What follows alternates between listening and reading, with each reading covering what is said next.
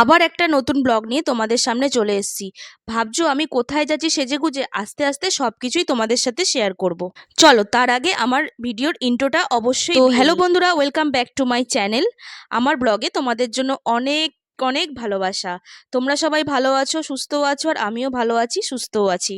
এবার বলি তোমাদেরকে, সকাল সকাল সকাল সকাল থরি সন্ধেবেলা সেজে গুজে কোথায় যাচ্ছি? আর তোমরা ভাবছো ছেলের কি পড়াশোনা নেই? না, ছেলে পড়াশোনা করে এসছে, মানে টিউশন করে এসছে বলেই আজকে বেরোতে অনেকটা দেরি হয়ে গেছে। যাচ্ছি হচ্ছে মাস্তুতো ছেলের বাড়ি আসতে অনেকটা লেট হলো, সেই জন্য বেরোতে আমাদেরও বেশ খানিকটা দেরি হলো। আর যাওয়ার আগেই হেলমেট নিয়ে দৌড়াদৌড়ি, কে কোথায় হেলমেট রেখেছে সেই জন্য খুঁজে খুঁজে আনতে হবে। আর দেখো, ছেলে আর ছেলের বাবা পরবে হচ্ছে হেলমেট। আমি একদমই হেলমেট পরতে আমার ইচ্ছা করে না, কিন্তু যখন আমি ছেলেকে টিউশনে বা স্কুলে দিতে যাই না, তখন আমি পড়ে যাই। কেননা গাড়ি চালালে যখন পাশে গাড়ির হর্নগুলো বাজে না, তখন আমার এত মাথা ব্যথা করে আর কানে ভীষণ ব্যথা করে, যার জন্য তখন আমাকে হেলমেট বাধ্য হয়ে পরতে হয়। কিন্তু এইবার তো আর আমি চালাচ্ছি না, সেই জন্য আর হেলমেট পরার তো কোনো প্রশ্নই ওঠে না।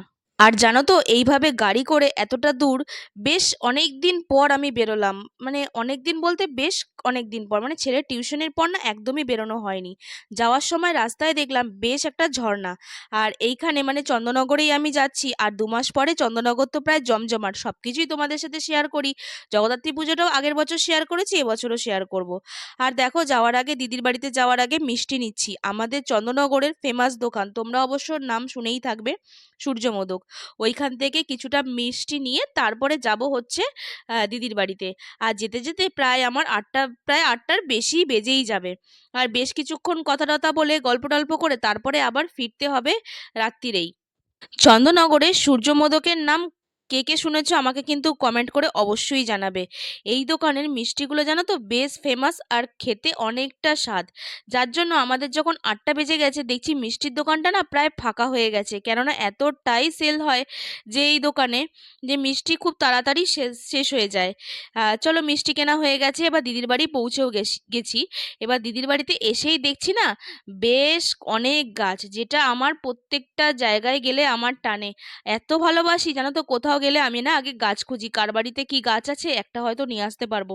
আর ঠিক তাই, দিদির বাড়িতে গিয়েও অনেকগুলো গাছ দেখেছি, সেখান থেকেও আমি দু একটা তো নিয়েই এসেছি। কারণ এটা আমার খুব একটা মানে কি বলবো, আমার লজ্জা করে না গাছ চাইতে, কার আবার লজ্জা করবে। চলো ঠিক আছে, দিদির বাড়ি তো সেজন্য চেয়ে নিয়ে এসেছি, আমার ভীষণ ভালো লাগে গাছ। আর দেখো, প্রত্যেকটা সিঁড়ির উপরে উপরে উপরে একটা করে বেশ সুন্দর গাছ লাগানো। আর সবই পাতাবাহারি গাছ। আমি অবশ্য নামগুলো দিদি বলেছিল, আমি না সব ভুলে গেছি। আর কিছু কিছু গাছগুলো যেমন সং অফ ইন্ডিয়া, তারপরে হচ্ছে স্নেক প্ল্যান্ট, এইগুলো ছোটোখাটো যেগুলো খুব দেখে অভ্যস্ত, সেগুলো আম, নাম জানি, চিনতে পারবো। কিন্তু যেগুলো একদম ইউনিক সেই গাছগুলোর না নামগুলো এতটাই টাফ যে আমার মাথা থেকে সব বেরিয়ে গেছে। এই ভূতটা বেশ অনেক দিন ধরে আমার মাথায় চেপেছে। প্রচুর গাছ করব, গাছ কিনবো, গাছের চারা করব, গাছ লাগাবো। আর ইদানিং তো আরো বেড়ে গেছে। আর দেখো, এই স্নেক প্ল্যান্টটা কি সুন্দর লাগছে, পুরো লম্বা লম্বা হয়ে উঠেছে, খুবই সুন্দর লাগছে গাছগুলো। তারপরে গাছ টাছগুলো দেখে তারপরে কিছুক্ষণ সবাই মিলে একসাথে গল্প করে আমার নজর পড়লো বুদ্ধটার দিকে। বুদ্ধটা এত সুন্দর লাগছে, আমি না এগুলো অনলাইনে দেখেছি। এবার দেখেছি যে বুদ্ধগুলো ভালো লাগছিল, কিন্তু একটাই ভয় হচ্ছিল যে সামনাসামনি না দেখে নেব, যদি ছোট আসে আবার চেঞ্জ করতে হবে, একটা ঝামেলা। তারপরে চলে আসলাম দিদির বাড়ির আরেকটা জায়গায়, দেখলাম সুন্দরভাবে মানি প্ল্যান্টগুলো কি সুন্দরভাবে তৈরি করা হয়েছে। আর মানি প্ল্যান্টগুলো দেখে আমার এত ভালো লাগলো, মানে গাছ দেখলেই যেন আমি হুড়মুড়িয়ে পড়ি আর ঝাঁপিয়ে পড়ি। আর এদিকে দেখো, সবাই মিলে এখন টিভি দেখছি। আর সঞ্জুদা গেছে হচ্ছে বাইরে একটু। আর তার মধ্যে দেখলাম হচ্ছে অ্যাকোরিয়াম। এটা জানো তো আমার ঘরেও ছিল, কিন্তু আমি না রাখতে পারিনি বলতে এতটাই নোংরা হয়ে যেত তাড়াতাড়ি, এবার না যে পরিষ্কার করব সেই টাইমটুকু আমার মধ্যে ছিল না। এই জন্য আমি কি করেছি, অ্যাকোরিয়ামটা একদম পরিষ্কার টরিষ্কার করে ছাদে তুলে রেখে দিয়েছি। যখন ছেলে বড় হবে, যখন দুজনে মিলে পরিষ্কার করতে পারবো, ইচ্ছা আছে তখনই অ্যাকোরিয়ামটা নামাবো। বাকি ওপরেই আছে, ওপরেই থাক। আর মাছগুলো বেশ অনেকটা করে বড় হয়েছে। আমার অ্যাকোরিয়াম যখন ছিল তখনও না আমি সেম এই মাছগুলো রেখেছিলাম, আমার মাছগুলো বেশ বড় হয়েছিল। আর এদিকে সঞ্জুদাকে দেখছি বেশ সুন্দরভাবে স্যালাড কাটছে, মানে দিদি যে এত ভালোভাবে জামাইবাবুকে খাটাতে পারে এই আমি ক্যামেরাতেই ধরা পড়লো।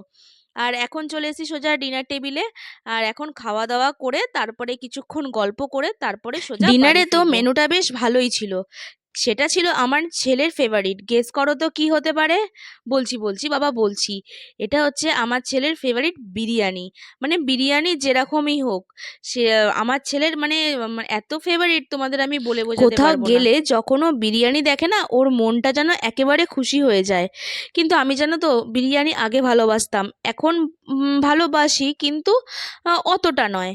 মানে আগের মতো আমি বিরিয়ানি দেখলেই যে খুব ভালো লাগে ঝাঁপিয়ে পড়তাম সেই রকম না, মানে ভালোবাসি তবে অতটা নয়। কিন্তু আমার ছেলের তো মহা ফেভারিট। তারপরে খাওয়া দাওয়া করে বেশ কিছুক্ষণ সময় কাটিয়ে ফিরবো হচ্ছে বাড়ি, কেননা অনেকটা টাইম হয়ে গেছে, প্রায় 11টা থেকে 11:30 বেজে গেছে। এখন যদি ফিরতে না পারি, পৌঁছতেও তো অনেকটা রাত হবে। আর এখন তো চারিদিকে একটু মানে এমন ভয় ভয়ের মতো লাগে যে রাত্রিবেলা করে এখন আর ফিরতে বাড়ি ইচ্ছা করে না। যতটা তাড়াতাড়ি বাড়ি ফিরতে পারি ততটা তাড়াতাড়ি যেন নিশ্চিন্ত। তার উপরে ছেলে নিয়ে যাব, এই জন্য আরো একটু ভয় লাগে। তার উপরে তো আবার বৃষ্টি বাদলের দিন, যেখানে সেখানে বৃষ্টি আসছে। চলো তোমাদের সাথে সবকিছুই শেয়ার করব, দেখতে থাকো ব্লগটা। তো আমাদের খাওয়া দাওয়া হয়ে গেছে, এখন আমি নিয়ে যাব হচ্ছে এই গাছটা দিদির বাড়ি থেকে। আর গাছটা না বেশ সুন্দর দেখতে, জানো তো আমার দেখেই পছন্দ হয়ে গেছে। আমি বললাম যে এই গাছটা আমি কিন্তু নিয়ে যাব, তো দিদি বললো নিয়ে যা। গাছটা খুব সুন্দর দেখতে, আর আমার কাছে অনেকগুলো চারা আছে, এর থেকে তুই নিয়ে গিয়ে যত্ন করে বড় করে নিস।